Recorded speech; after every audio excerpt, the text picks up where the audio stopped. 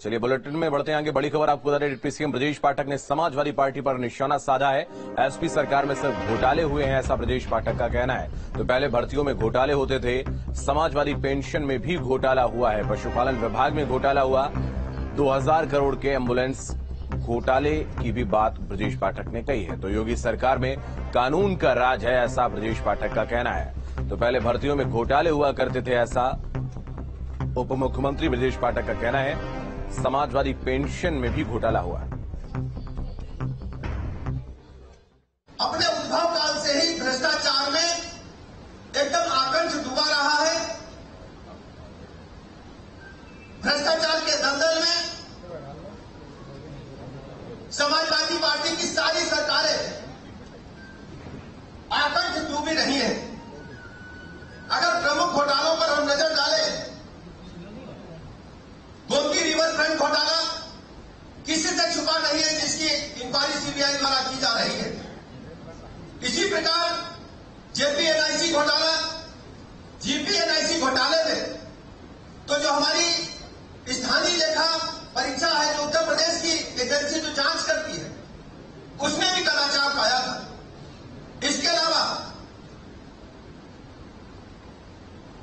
Noida, greater Noida में जमीन के आवंटन में समाजवादी पार्टी के शासनकाल में बड़े घोटाले हुए थे, जिसको सीएजी ने अपनी रिपोर्ट में उल्लिखित किया था। समाजवादी पार्टी के शासनकाल में राशन घोटाला हुआ था, जो 97,000 करोड़ रुपए से अधिक का था। खनन घोटाले के बारे में पूरा देश और प्रदेश जानता है कि समाजवादी पार्टी जब जब सत्ता में रही है, प्राकृतिक खजानों का, जनता के पैसे का खुलेआम बंदरबाट हुआ है।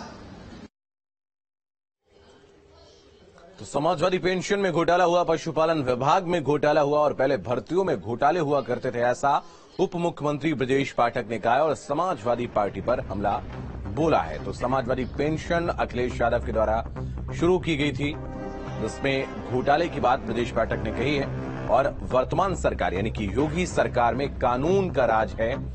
और आजम खान को लेकर भी जिक्र किया है ब्रजेश पाठक ने। उन्होंने कहा कि आजम खान को पूरा प्रदेश जानता था, किस तरीके से उनका दबदबा था और पहले कैसे घोटाले किए जाते थे। तो पवन सिंह हमारे सहयोगी इस वक्त राजधानी लखनऊ से हमारे साथ जुड़ रहे हैं। पवन, आपके पास आएंगे।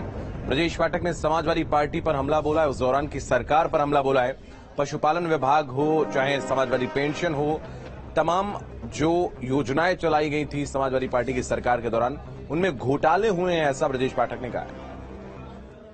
बिल्कुल, आज ब्रजेश पाठक प्रेस कॉन्फ्रेंस कर रहे थे और उन्होंने कहा कि अगर भ्रष्टाचार भूषण का अवार्ड अगर किसी को दिया जाना चाहिए तो अखिलेश यादव को दिया जाना चाहिए।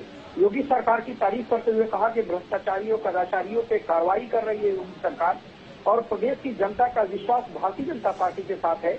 जबकि समाजवादी पार्टी सरकार में भ्रष्टाचार, घोटालेबाज का बोलबाला रहा, घोटालेबाजों का बोलबाला रहा और ऐसी सरकार चलाई कि अखिलेश यादव को अगर कोई अवार्ड से नवाजा जाए तो भ्रष्टाचार भूषण का अवार्ड होगा, जिससे उनको नवाजा जाएगा। निश्चित तौर पे तमाम सारी बातों को लेकर के ब्रजेश पाठक एग्जाम्पल दे रहे थे, उदाहरण दे रहे थे, तमाम सारे विभागों का नाम ले रहे थे और अखिलेश यादव चूंकि मुख्यमंत्री के अगुआ थे समाजवादी पार्टी के, लिहाजा उनके ऊपर बहुत सारे आरोप लगाने के काम ब्रजेश पाठक ने किया, हमलावर नजर आए। और तमाम, चाहे वो कानून व्यवस्था की बात हो, भ्रष्टाचार की बात हो, हर विषय पर ब्रजेश पाठक ने अखिलेश यादव को घेरने का काम किया, उनके ऊपर आरोप लगाने का काम किया, उनके ऊपर तमाम तरह की बातें, शिवपाल सिंह यादव हो, समाजवादी पार्टी के और बड़े नेता हो, तमाम सारे जो मंत्री थे उनको लेकर के ब्रजेश पाठक काफी आक्रामक नजर आए। उन्होंने कई सारे आरोप लगाते हुए ये कहा कि अगर अखिलेश यादव को कोई अवार्ड दिया जाना चाहिए तो भ्रष्टाचार भूषण का अवार्ड दिया जाना चाहिए।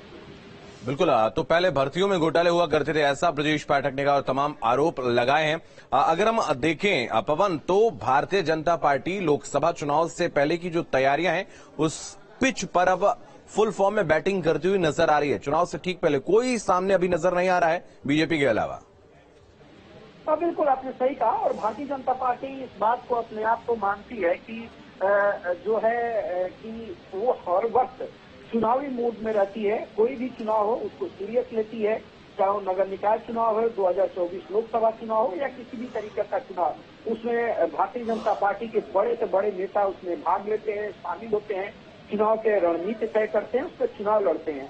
तो ये आप कह सकते हैं कि जो हमला है भारतीय जनता पार्टी का, वो आने वाले समय के रुख को स्पष्ट करता हुआ नजर आ रहा है कि भारतीय जनता पार्टी किस तरीके से समाजवादी पार्टी और समाजवादी पार्टी की मुखिया को घेरने वाली है आने वाले समय में।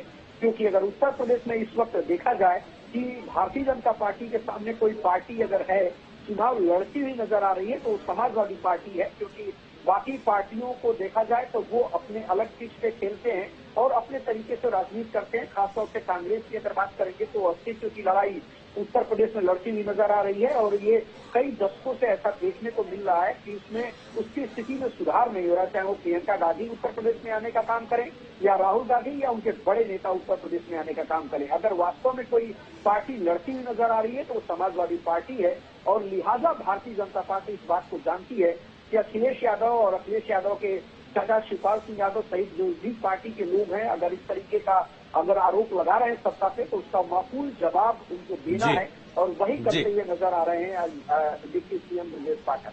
बिल्कुल, बहुत धन्यवाद पवन आपका हमारे साथ जुड़ने के लिए।